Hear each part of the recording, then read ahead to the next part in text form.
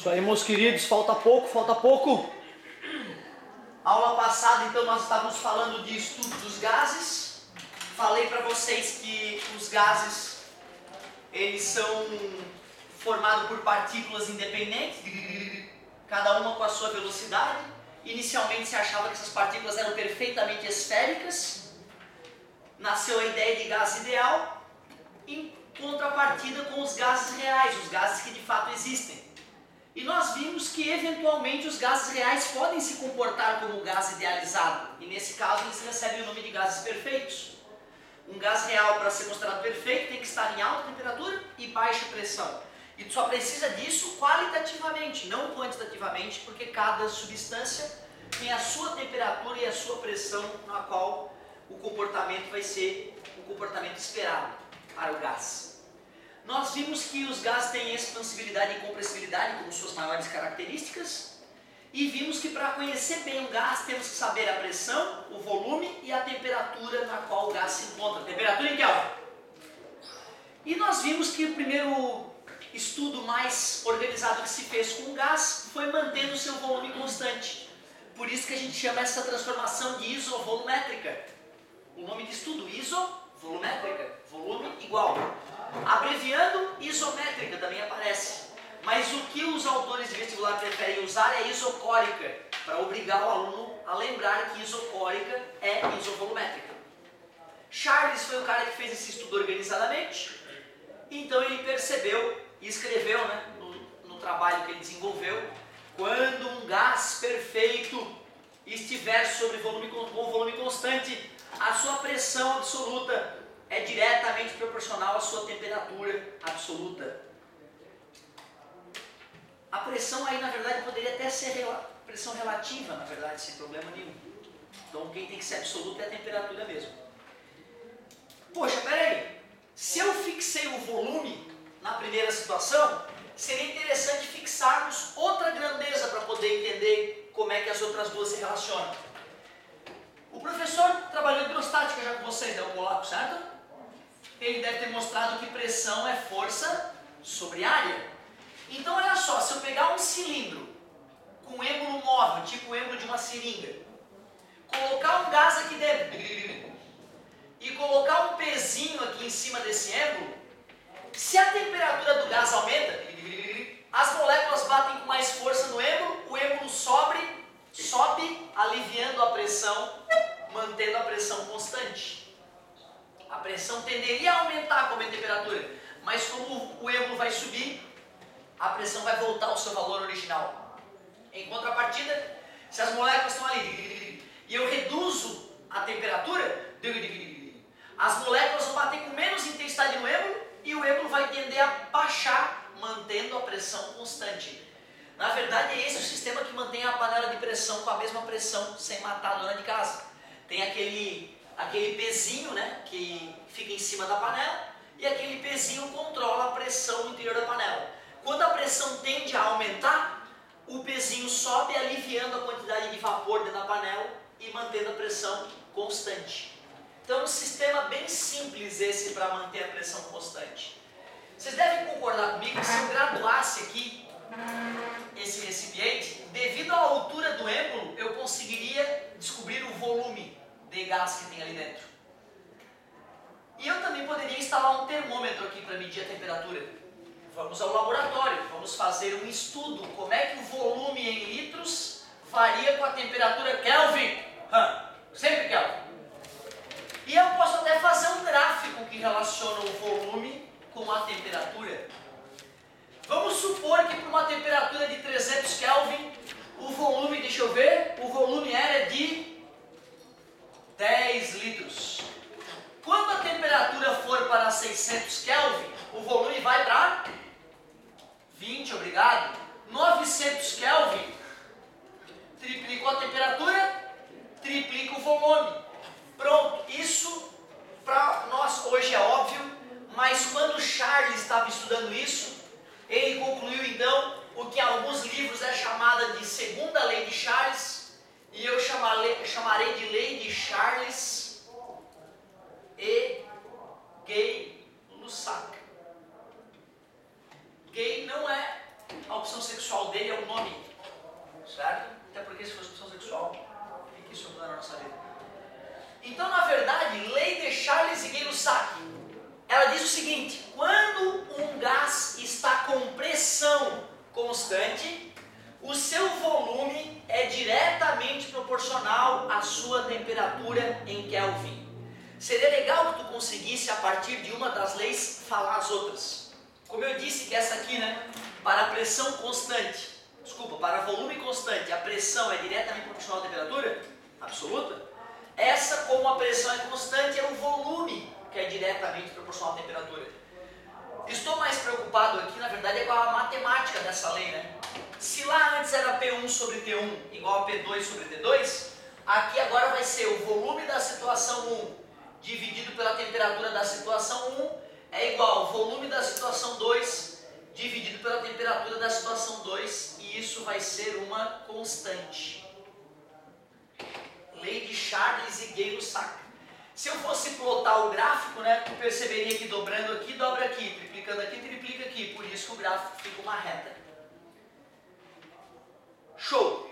Nada demais até agora. Porém, eu já deixei o volume constante na primeira experiência, deixei a pressão constante na segunda experiência. Vamos à terceira possibilidade. Vamos manter agora a temperatura constante, transformação essa que chamaremos de isotérmica. Temperatura constante. Não se esqueçam, gente, que um gás, não é fácil deixar um gás com temperatura constante, porque o gás é safadinho. Quando ele se expande, ele tem que esfriar. Quem usa desodorante aerosol lembra todo dia disso. Geladinho. Um gás tem a tendência natural de esfriar quando se expande. Nós poderemos entender isso futuramente com o avanço da termodinâmica. E o gás, quando é espremido, ele tende a aquecer. Quem já encheu uma bola de futebol percebeu isso, a bomba ficando aquecida, não só devido ao atrito, mas como devido ao gás estar sendo espremido. Um gás, quando se expande, tende a esfriar. Um gás, quando é espremido, tende a aquecer. Se eu quiser fazer uma transformação isotérmica, vai dar mais trabalho que as outras. Por isso, inclusive, foi a teoria que veio depois. Mas pensem assim, ó, eu poderia pegar um êmbolo, um cilindro com êmbolo móvel, então eu poderia mexer no volume do gás que está aqui. E para que esse gás não mude temperatura, eu poderia colocar esse sistema, esse mecanismo, no interior de um recipiente isolado, termicamente, contendo água e gelo. Se tiver água e gelo ao mesmo tempo, eu sei que a temperatura aqui vai ser zero. Então, se eu fizer a transformação lentamente ali dentro, eu posso dizer que vai ser uma transformação isotérmica. Então, deu muito mais trabalho do que os sistemas anteriores, que era um botijão rígido e depois um cilindro com êmbolo móvel. Aqui é muito mais delicado trabalhar com isso em laboratório. Mas agora que a gente já descreveu como é que é o sistema, vamos anotar o volume através da altura do êmbolo e vamos anotar a pressão através do barômetro, medidor de pressão. O que nós perceberíamos nesse caso? Cuidado agora, hein? O volume em litros, a pressão em atmosferas, para ficar fácil de pensar. Primeiro vamos deixar o volume bem pequeno, tipo 2 litros. E nós temos a noção intuitiva de que se eu espremer, as moléculas vão ficar mais agoniadas ali, né? Deixando a pressão mais alta, sei lá, 80 atmosferas. Quando eu dobrar o volume disponível para 4 litros, o que vai acontecer com a pressão, gente? Vai cair pela metade, não vai aumentar, vai para 40 litros. Se eu dobro 40 atmosferas, se eu dobro o volume para 8 litros, vai para 20 atmosferas. Já deu para perceber que quando um é multiplicado por 2, o outro é dividido por 2. São grandezas inversamente proporcionais. Quem fez esse estudo no laboratório foi o Boyle e o Marriott. Lei de Boyle-Marriott. O que diz a lei de Boyle e Marriott? Quando um gás perfeito está com a temperatura constante, o volume ocupado por esse gás é inversamente proporcional à pressão do gás. Matematicamente, P1 vezes V1 é igual a P2 vezes V2, que é igual a uma constante.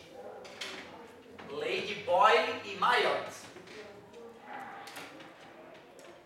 Bom, mas não custa também mostrar um outro detalhe que talvez seja o mais importante. Ó. Se eu faço o gráfico da pressão versus volume, vai dar um gráfico bem distinto dos outros. Os outros eram crescentes, linearmente crescentes. Aqui era pressão versus temperatura, também dava linearmente crescente. E agora não, agora se for fazer o gráfico, tu vai perceber que para um volume pequeno, a pressão era grande. Quando o volume dobrou, a pressão caiu pela metade. Quando o volume dobrou de novo, a pressão caiu pela metade de novo. Se eu faço esses pontos e brinco de liga ponto, eu percebo que o gráfico fica bem diferente. Ó. Não vai ficar uma reta decrescente. O nome daquele gráfico chama-se hipérbole equilátera na matemática. Aqui a gente vai chamar de isoterma na física. Então, isoterma é o gráfico de uma transformação isotérmica. Observe que reconhecer uma transformação isotérmica graficamente é muito fácil, porque ela chama atenção comparada com as outras. Mas espera aí, fazendo esse estudo do jeito que a gente fez, a gente controlava uma das três variáveis para ficar fixa, para poder estudar com mais calma as outras duas, a relação entre as outras duas. Mas na natureza não tem essa regra, né? Se tu pegar um gás e soltar ele na natureza, pode mudar a temperatura, pressão, volume, tudo ao mesmo tempo. Por isso que os estudiosos dos gases começaram a desenvolver uma equação que pudesse compreender o comportamento do gás em qualquer situação, mesmo que uma das três grandezas não permanecesse constante. Foi aí que nasceu a equação geral dos gases perfeitos. Equação geral dos gases perfeitos. Se tu for perceber olhando as três equações, né? Se nós pudéssemos unir essas três equações em uma só, eu deixaria P vezes V sobre T antes é igual a P vezes V sobre T depois, que o meu professor de terceirão chamava de PVT ou fotó, não sei porquê. Só não é melhor P1 vezes V1 sobre T1 igual a P2 vezes V2 sobre T2? Sim. Mas ele chamava uma de 1 e a outra de 0. E falava, PVT ou fotó, posso bem grave, PVT ou fotó, PVT ou fotó. E se impregnou no meu cérebro e até hoje eu falo, PVT ou fotó. Estudo dos gases, PVT ou fotó. Um gás sofre outros não, PVT ou fotó. Essa é a fórmula sagrada que bota todas as outras no bolso. Observem que se eu tiver a equação geral dos gases perfeitos, que é que tu vai ter no vestibular, se tu precisar da lei de Charles, é só lembrar que a lei de Charles serve para transformação isovolumétrica. Então o volume aqui corta com o volume aqui e vira a primeira equação. Se tu precisar da lei de Charles e Gay-Lussac, que só serve para a pressão constante, corta a pressão aqui com essa pressão aqui, já que elas são iguais, e fica um VT fotó. Finalmente, se a temperatura for constante, uma cancela com a outra, PV povó. Equação de Boyle e Marriott. PVT povó. Um gás sofreu PVT povó. Bufo, já copia ela. Você falou de gás, a chance de tu resolver com a equação geral dos gases perfeitos é muito, muito grande. Mas, pô, cara, tu vê que loucura. Tu vai lá no laboratório, pega um gás, enclausura ele no recipiente, mede pressão, mede volume, mede temperatura. E esta maldita conta que tu fez, P vezes V sobre T, dá um valor constante. Não importa o que tu faça com essa porcaria desse gás. Tu espreme o bicho, esquenta, modifica o que tu quiser. Quando tu mede pressão, volume, temperatura e faz essa conta, dá o mesmo valor para aquele gás específico que estava no teu laboratório. Pô, não é possível. Não é possível, tem alguma coisa errada? Do que depende esse maldito gás, essa maldita constante? Os caras começaram a se perguntar. Será que depende de alguma coisa na Bíblia, algum versículo na Bíblia? Não é possível. Então os caras foram investigando por que essa porcaria é constante. E logo eles perceberam que fazendo P vezes V sobre T para uma certa quantidade de gás, tipo 1 mol de gás, dava um certo valor, dava uma certa constante. Então, por exemplo, eu usei 1 mol, tudo bem para vocês mol? Aquela quantidade absurda de partículas, 6,02 vezes 23 partículas, o número de Avogadro. Se eu trabalho com 1 mol no laboratório, dava X a minha constante. Quando eu trabalhava com 2 mols, o P vezes V sobre T dava o dobro da constante anterior, dava 2x. Ou seja, em laboratório os caras perceberam que aquele P vezes V sobre T não era uma constante aleatória, dependia da quantidade de matéria com a qual nós estávamos trabalhando. Ou seja, logo se percebeu que P vezes V sobre T do gás era proporcional ao número de mols.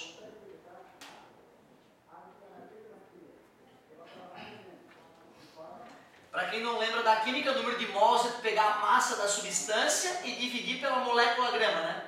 A gente chama carinhosamente de mol. Pô, peraí. Se P vezes V sobre T é uma constante que depende do número de mols, então peraí. Se eu pegar o P vezes V sobre T e dividir pelo número de mols, tem que dar uma constante. E aí não é uma constante que varia com a fase da Lua. É uma constante universal, já que P vezes V sobre T é diretamente proporcional ao número de mols, dobrando o número de mols dobra esse resultado, triplicando triplica, quer dizer que essa divisão dá um valor que é sempre constante, e nós chamaremos de R, e denominaremos essa constante de constante universal, olha que assustador, universal dos gases perfeitos. E aí eu vou pegar o N que está multiplicando, está dividindo, vou passar multiplicando, vou pegar o T também, vou passar para lá, vai ficar P vezes V igual a N RT, a famosa equação de Clapeyron.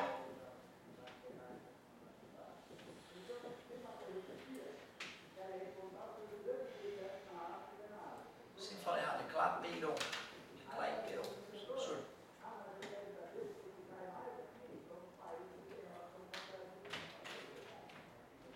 Cara, essa equação talvez seja a que tem as frases mais célebres da física, né? Pode perguntar, talvez o teu pai já tenha escutado essa bobagem, né? Puta velha não rejeita tarado. É como essa fórmula é deduzida para as pessoas há muitos anos. É uma vergonha, né? E tem professor ainda, cara, que é ofendido com a seguinte frase: professor viado não rejeita tarado. Sacanagem, né? Que absurdo. Mas o que mais me espantou, você lembra aquele padre que se amarrou nos balões, né? Pra mim essa foi... E o mais assustador é que é o seguinte, eu dei essa aula num dia, o padre se pendurou nos balões no outro, e na outra manhã um aluno me chama, professor, tu escutou a dedução da equação de Clapeyron? E ele chama de dedução, que é mais divertido ainda, né? Não é uma frase, é a dedução. A dedução, padre voador não retorna à terra. Que é uma coisa assustadora. E o mais incrível é estudo dos gases. O cara se amarrou nos balões. Então, putz, cara, fecha perfeitamente. Eu quase acredito que é a dedução mesmo. Padre voador não retorna à terra. Muito bem. Olha, tirando as bobagens, essa equação de Clapeyron. Meu Deus, eu falei errado isso. Clapeyron. E a equação geral dos gases perfeitos, embora elas tenham uma origem comum, né? São as duas equações que a gente usa para matar problemas envolvendo gases no vestibular.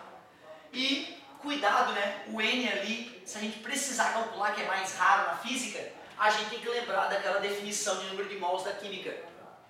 Outra coisa interessante, o R, ele pode mudar de valor dependendo das unidades utilizadas, né?